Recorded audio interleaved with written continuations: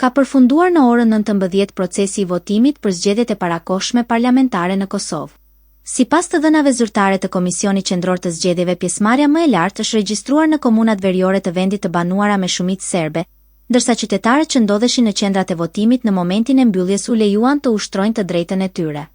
Mbyllja zyrtare e procesit të votimit për zgjedhjet e parakohshme parlamentare në Kosovë ka shënuar kështu fundin e një dite vendimtare për të ardhmen politike të vendit pas muajsh të tërë ngërçi institucional. Rreth 1.999.204 qytetar me të drejtë vote u thirrën në kutitë e votimit të dielën në zgjedhje që u shpallën pas dështimit të legjislaturës së dalë nga zgjedhjet e 9 shkurtit për të miratuar 2 kabinete qeveritare të propozuara.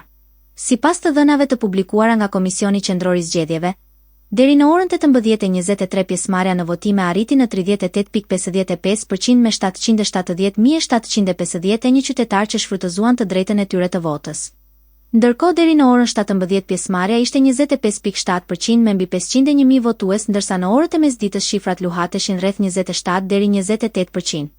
Gjatë ditës kryeministri në detyrë Albin Kurti ju drejtua qytetarëve përmes disa videomesazheve duke bërë thirrje për pjesëmarrje sa më të gjerë në votime. Sa më e gjerë pjesëmarrja në zgjedhje, aq më i madh legitimiteti i institucioneve të tashme të vendit.